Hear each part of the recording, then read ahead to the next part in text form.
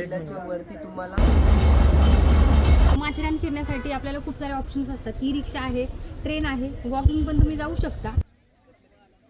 हे Louisa point म्हणजे एक त्या ठिकाणी एक लुईसा नावाची जी ब्रिटिश होती, ती आर्टिस्ट होती आणि ती त्या ठिकाणी चित्र वगैरे काढायची. घोड्यावरनं जायला भीती वाटते, मी आता वॉकिंगच चाललेले आहे. घोडे पण घसरू शकतात. बघा ही सॅमसंगची क्लिअरिटी.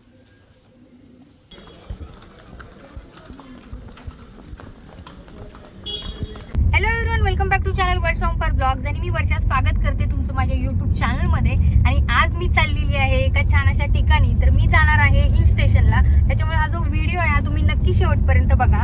आणि जर तुम्हाला आपल्या चॅनलची व्हिडिओ आवडत असतील तर आपल्या चॅनलला नक्की लाईक करा, शेअर करा, सबस्क्राईब करा आणि कमेंट करून सांगा की तुम्हाला आपले व्हिडिओ कसे वाटतात. माथेरान हे रायगड जिल्ह्यातील एक थंड हवेचे ठिकाण आहे. मुंबई आणि पुण्याच्या लोकांना सहलीसाठी सर्वात जवळची आणि निसर्ग सौंदर्याने नटलेली जागा म्हणजेच माथेरान. तर हा आहे मुंबई पुणे एक्सप्रेस हायवे आणि मी निघालेली आहे माथेरानला. अतिशय छान असं वातावरण झालेलं आहे. पावसाळ्यामध्ये माथेरानचं वातावरण अगदी हिरवगार झालेलं असतं. ठिकठिकाणी आपल्याला छोटे मोठे धबधबेही दिसतात. जून आणि ऑगस्ट या काळामध्ये या ठिकाणी भरपूर असा पाऊस पडतो.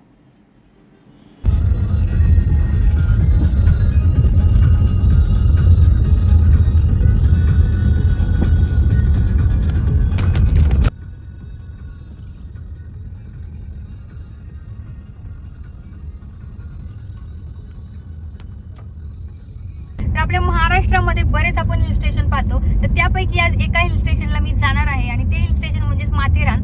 तर आपण निघालेलो पुण्यावरून सकाळी. तर पुण्यावरून जे माथेरान आहे त्याचं जे डिस्टन्स आहे ते आहे 122 किलोमीटर आणि बाय रोड आपल्याला 3 तास लागतात. तर मध्ये आधी घाटाचा जो रोड असतो त्या रोडमुळे आपल्याला थोडासा टाइम लागतो. त्याच्यामुळे आता सध्या पावसाळ्यामध्ये आपल्याला माथेरान जे आहे ते पाहायला मिळतं. तुम्ही कुठल्या पण सीझनमध्ये माथेरानला भेट देऊ शकता, कारण की एनी सीझनमध्ये त्या ठिकाणी पर्यटकांची अशी गर्दी असते.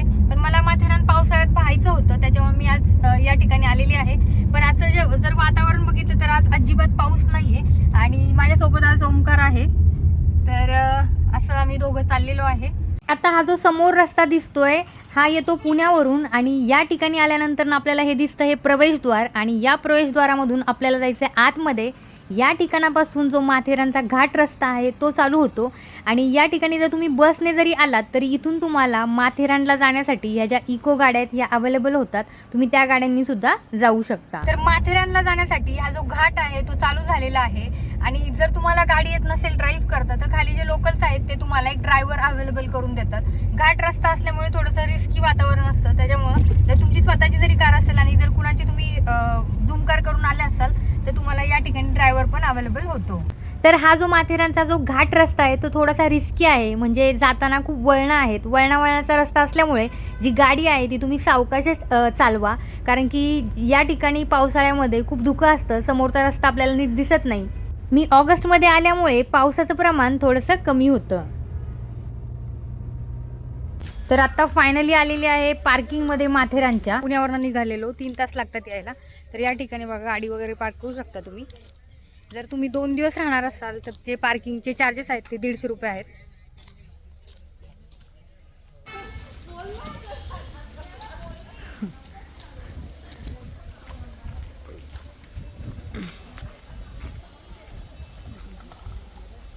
काय करतोय तो खाली? काय करतोय?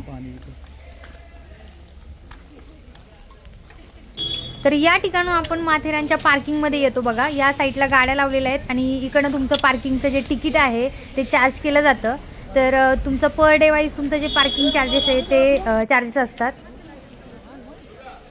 तर या गेटमधून मी आता आतमध्ये चाललेली आहे आणि या ठिकाणी माथेरानचा जो प्रवासी कर आहे, जे तिकीट आहे ते इथे लिहिलेलं आहे आणि हे तिकीट आपल्याला या ठिकाणाहून घ्यायचं आहे. शक्यतो तुम्ही कॅश जवळ ठेवा, कारण की या ठिकाणी फोनपे वगैरे काही चालत नाही आणि मोबाईलला नेटवर्क पण नसतं. त्याच्यामुळे शक्यतो तुम्ही कॅश ठेवा तुमच्याजवळ.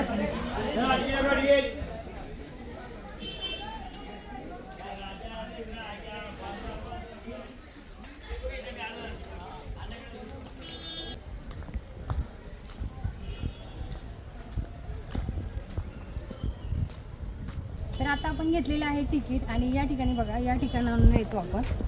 तो आपला जो माथेरानचा एंट्री पॉईंट आहे तो हा आहे. आपण इकडनं येतो आणि आणि 50 रुपये जे तिकीट आहे ते मोठ्यांना आहे. लहानांचं जर तिकीट काढायचं असेल तर 25 रुपये आहे. तर एकदम छान असं वातावरण आहे बघा इथे आतमध्ये. सो माथेरान फिरण्यासाठी आपल्याला खूप सारे ऑप्शन्स असतात. ई रिक्षा आहे, ट्रेन आहे, वॉकिंग पण तुम्ही जाऊ शकता आणि लास्ट ऑप्शन म्हणजे घोड्यावर जाऊ शकता. तर तुम्हाला जो ऑप्शन कम्फर्टेबल आहे तुम्ही त्या ऑप्शनने माथेरानला जाऊ शकता.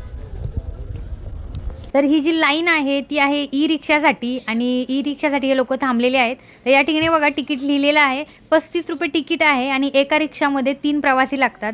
जर 2 प्रवासी असतील तर ही रिक्षा हे लोक घेऊन जात नाही पुढे, त्याच्यामुळे 3 प्रवासी मिनिमम लागतात या रिक्षामध्ये. आणि सगळ्यात महत्त्वाचं म्हणजे जर तुमच्याजवळ ट्रॉली बॅग असेल तर ती या रिक्षामध्ये अलाउ केली जात नाही. त्यासाठी तुम्हाला कंपल्सरी हा कुली घ्यावाच लागतो. इकडचा तसा नियमच आहे.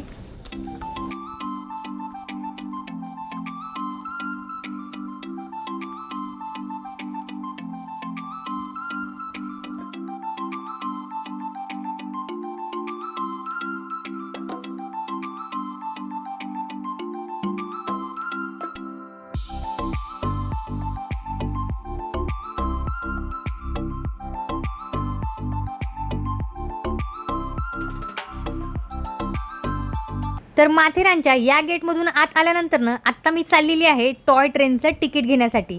या ठिकाणी तुम्ही टॉय ट्रेनचं तिकीट घेऊ शकता. तुम्ही Neral to Matheran directly toy ट्रेनने पण येऊ शकता, पण पावसाळ्यामध्ये पाऊस जास्त असल्यामुळे टॉय ट्रेन बंद असतात. त्यामुळे आत्ता आपण तिकीट घेऊन आता चाललेलो आहे अमन लॉज या स्टेशनकडे. टॉय ट्रेनचं तिकीट घेतल्यानंतर आपण पोहोचतो या ठिकाणी. हे जे स्टेशन तुम्हाला समोर दिसतंय हे स्टेशन आहे Aman lodge. Aman lodge railway स्टॉपच्या अपोजिट साईडला हा जो रेल्वे ट्रॅक दिसतोय हा आहे नेरळचा मार्ग.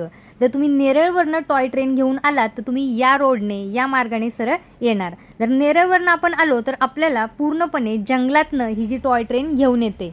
छान प्रकारे निसर्गाचा आनंद घेत घेत आपण या टॉय ट्रेनने येऊ शकतो. अमन लॉजपासून माथेरानला जाण्यासाठी ह्या ज्या टॉय ट्रेन असतात ह्या आपल्याला 1 ते 1.5 तासानंतर अवेलेबल होतात.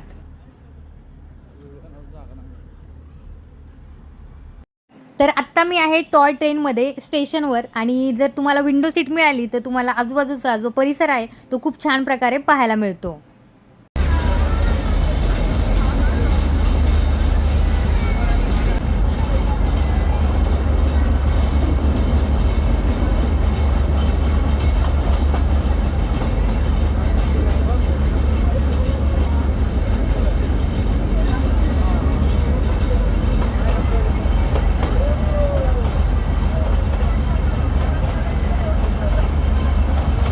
तर एक 20 ते 25 मिनिटं आपल्याला अमन लॉजपासून माथेरानला यायला लागतात.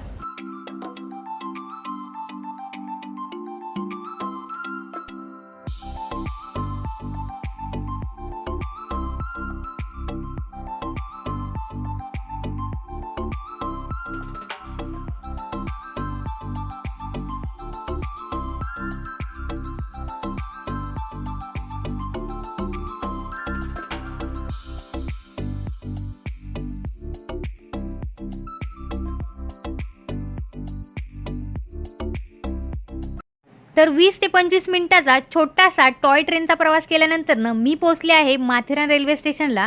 आणि या ठिकाणी बघा खूप अशी गर्दी आहे. आज सॅटर्डे आहे त्याच्यामुळे थोडीफार गर्दी आपल्याला पाहायला मिळते. तर तुम्हाला निवांत यायचं असेल तर तुम्ही वीकडेजमध्ये पण येऊ शकता. तर या ठिकाणी रीलसाठी मी थोडे शॉर्ट्स व्हिडिओ घेतलेले आहेत आणि आत्ता मला लागली आहे खूप भूक. तर या ठिकाणी भरपूर सारे हॉटेल्स आहेत आणि इथं बऱ्यापैकी नेटवर्क पण आहे. आयडिया आणि जिओला या ठिकाणी नेटवर्क आहे. आता मी जाणार आहे जेवायला आणि त्यानंतर मी जाणार आहे सगळे पॉईंट बघायला. तर मी पॉईंट बघायला जात असताना मला बघा काय दिसलेलं आहे आणि लहानपणीच्या सगळ्या आठवणी जाग्या झालेल्या आहेत. या ठिकाणी बघा चिंच आहे, त्याच्यानंतर कैरी आहे, पेरू आहेत, खूप साऱ्या गोष्टी या ठिकाणी ठेवलेल्या आहेत. तर एका हॉटेलमध्ये जेवण करून आत्ता मी निघालेली आहे माथेरानचे पॉईंट बघायला. चला तर बघूया माथेरानमध्ये काय काय आहे बघायला. महाबळेश्वरला जर तुम्ही गेला असाल तर सेम टू सेम माथेरान पण असंच आहे. म्हणजे अगदी 1 ते 1.5 किलोमीटरच्या डिस्टन्सवर तुम्हाला या ठिकाणी भरपूर सारे जे पॉईंट्स आहेत ते पाहायला मिळतात. तर या ठिकाणी बघा Charlotte lake, echo point, honeymoon point, Louisa point सगळे एकच ठिकाणी आहे. आणि त्या साईडला पण एक पॉईंट आहे. कुठल्या साईडला जायचं? तिकडे जायचं का आधी?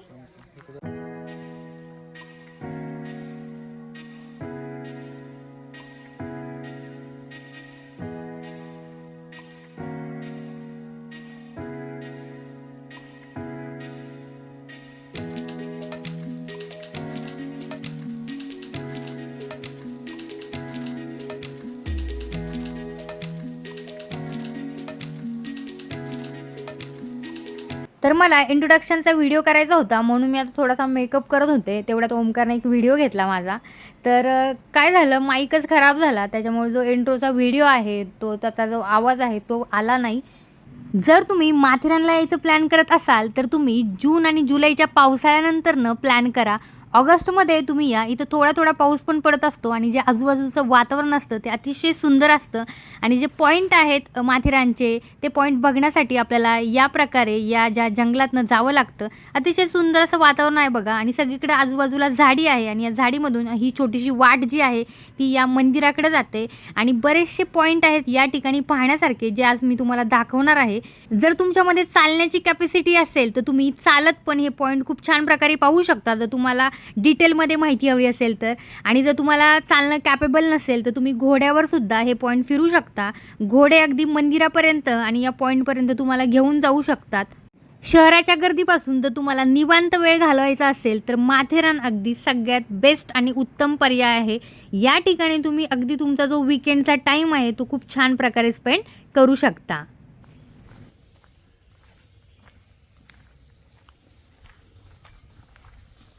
बापरे, कसली माकडे आहेत बघ.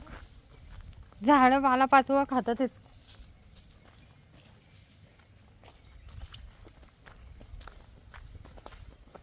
वाव, मस्त जंगल आहे. कसली लपून मस्त आहे. अजून काय काय असेल बरं या जंगलामध्ये? शार्लोट लेक पाहायला चाललेलो आहे आपण आणि भरपूर सारे माकडे आहेत.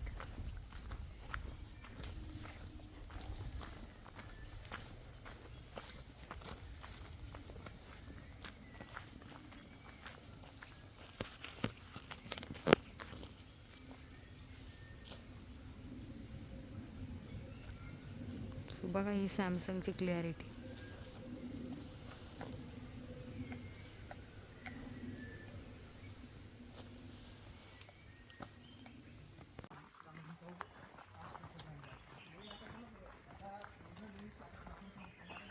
लावला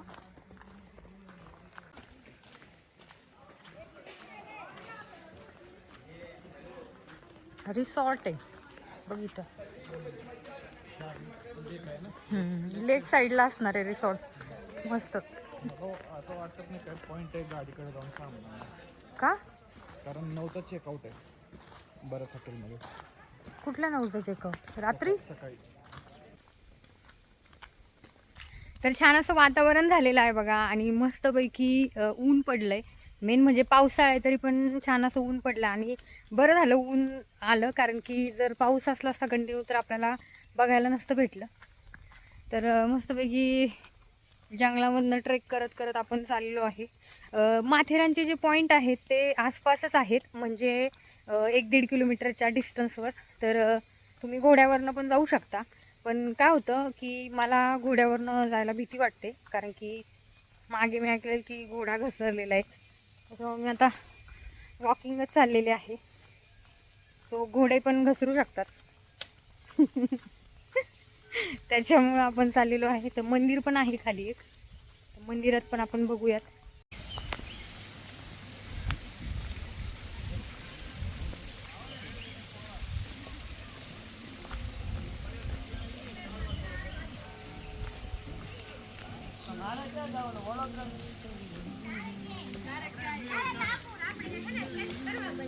ना बाबा ना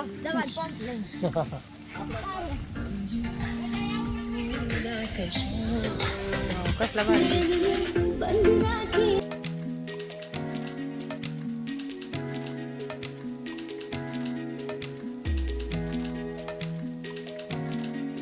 तर माथेरान रेल्वे स्टेशनपासून एक अर्धा ते पाऊण तास चालत आल्यानंतरनं आपल्याला हा जो आहे हा शार्लोट लेक पाहायला मिळतो. तर या ठिकाणी हा लेक आहे, इथं बोटिंग पण आहे. तुमच्याकडे जर जास्त वेळ असेल तर तुम्ही या ठिकाणी बोटिंग देखील करू शकता.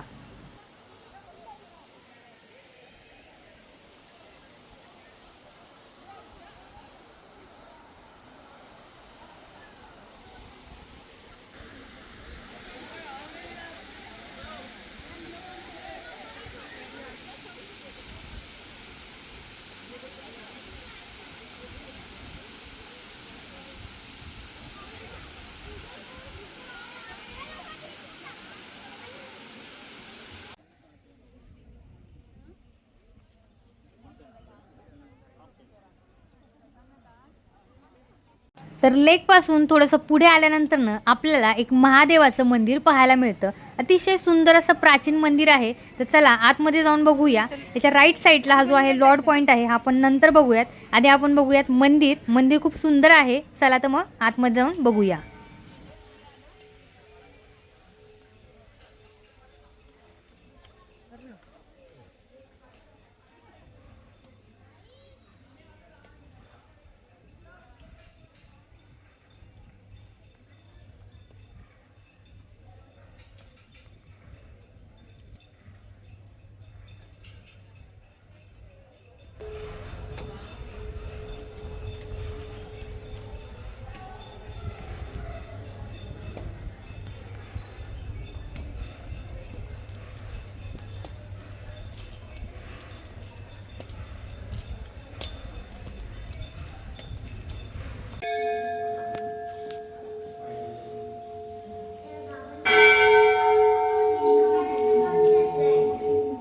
तर आत्ता आपलं मंदिर पाहून झालेलं आहे आणि मंदिर अतिशय सुंदर आहे, प्राचीन आहे आणि ग्रामदैवत आहे. तर आत्ता आपण चाललोय लॉर्ड पॉईंटला.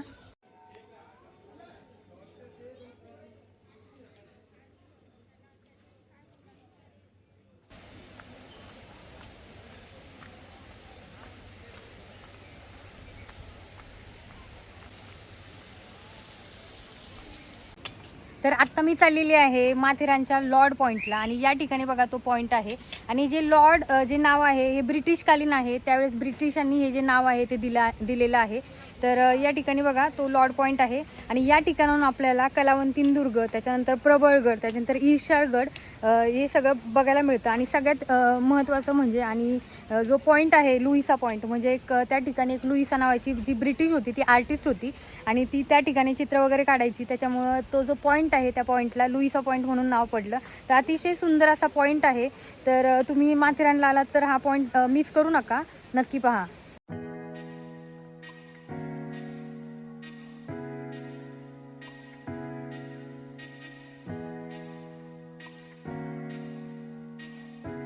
तर आत्ता मी आहे माथेरानमध्ये लुईसा पॉईंट या ठिकाणी आणि तुम्ही बघू शकता की आपल्याला इथं टेलिस्कोपने एक 5 ते 6 पॉईंट दाखवले जातात. त्यासाठी चार्जेस घेतात 100 रुपये आणि त्या 100 रुपयामध्ये आपल्याला दाखवतात कलावंतीन दुर्ग. आता कलावंतीन दुर्गला आपण जातो पनवेलवरनं, पण माथेरानवरनं आपल्याला तो जो कलावंतींचा सुळका आहे तो पण दिसतो. त्याच्या ऑपोजिट साईडला जो आहे प्रबळगड, तो पण आपल्याला पाहायला मिळतो.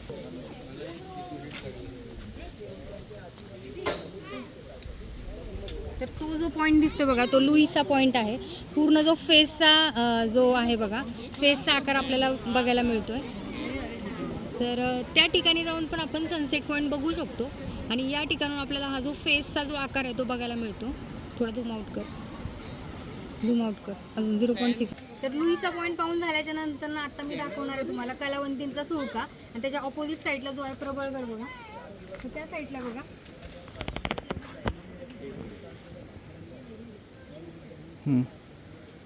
प्रबळगड घेतला हा बघा, हा कलावंतीने हा आणि त्याच्या बाजूचा सरळ स्ट्रेट आहे ना हा प्रबळगड आहे.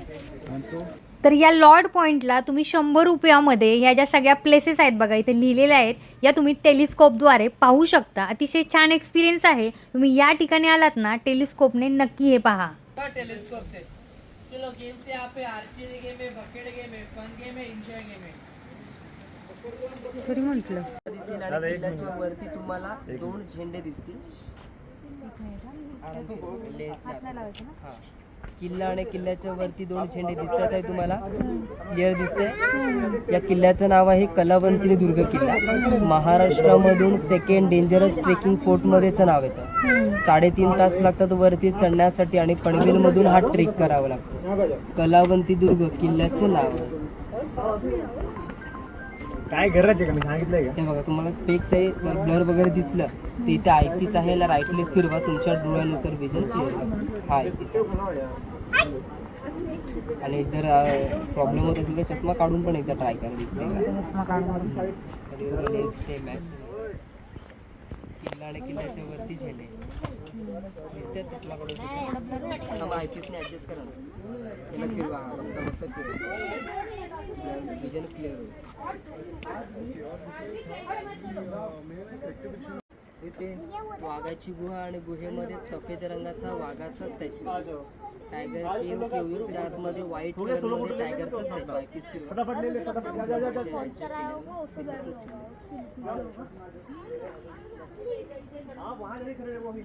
सफेद रंगाचा वाघाचा स्टॅच्यू. या केव मध्ये जाण्याची एंट्री बॅक साईड आहे. मलंग पॉइंट आहे, तिथून या केव मध्ये तुम्ही जाऊ शकता. मलंगगडच्या इथे आहे का? नाही, मलंग मलंगगड आहे ना, इथून दिसतो मलंग पॉइंट, पण त्याला मलंग पॉइंट आहे. आणि त्या मलंग पॉइंट म्हणजे इथून त्या केव मध्ये एंट्री आहे. केव आणि केवच्या आतमध्ये स्टॅच्यू. दूध, दही, कोळशे, लाकडं, गवत हे विक्रीसाठी माथेरान मिळतं. कुंभर्णेवाडी या गावाचं नाव आहे. 25 ते 26 घरांची ही वस्ती आहे आणि या गावाचं नाव माथेरानमध्ये जे व्ह्यू पॉईंट आहेत ते अगदी 1 ते 1.5 किलोमीटर अंतर असल्यामुळे आपल्याला खूप चालावं लागतं. जर तुम्ही घोड्यावर बसून पॉईंट बघत असाल तर तुमचे एका दिवसामध्ये जास्त पॉईंट पण कव्हर होतील. मी चालत पॉईंट पाहिल्यामुळे माझे एका दिवसामध्ये 3 ते 4 पॉईंट कव्हर झाले. तर आत्ता वाजलेत संध्याकाळचे 6 आणि आमचं जे माथेरानचं प्लॅनिंग होतं ते एकदम सडन होतं, काही प्लॅन नव्हतं. त्याच्यामुळे आम्ही जी हॉटेल बुकिंग किंवा रूम बुकिंग केलेली नाही आहे. सो आता मला जायचं आहे रूम बुक करायला. माथेरान रेल्वे स्टेशनच्या समोर मला ही जी रूम आहे ही मिळालेली आहे. 2 ते 2.5 हजारामध्ये तुम्हाला ही रूम मिळून जाते. तुमच्या बजेटनुसार तुम्ही या ठिकाणी रिसॉर्टमध्ये देखील राहू शकता. तर मला ही रूम भेटली आहे कारण की माझं काही प्लॅनिंग नव्हतं, पण अतिशय छान अशी रूम भेटली आहे. जर तुम्ही माथेरानला यायचा प्लॅन करत असाल तर तुम्ही आधीच रूम बुक करू शकता किंवा रिसॉर्ट बुक करू शकता. तुमच्या बजेटप्रमाणे या ठिकाणी तुम्हाला रूम्स अवेलेबल होऊन जातात. तर असा होता माझा माथेरानमधला पहिला दिवस. तुम्हाला व्हिडिओ कसा वाटला मला नक्की कमेंट करून सांगा आणि आपल्या चॅनलला सबस्क्राईब करा.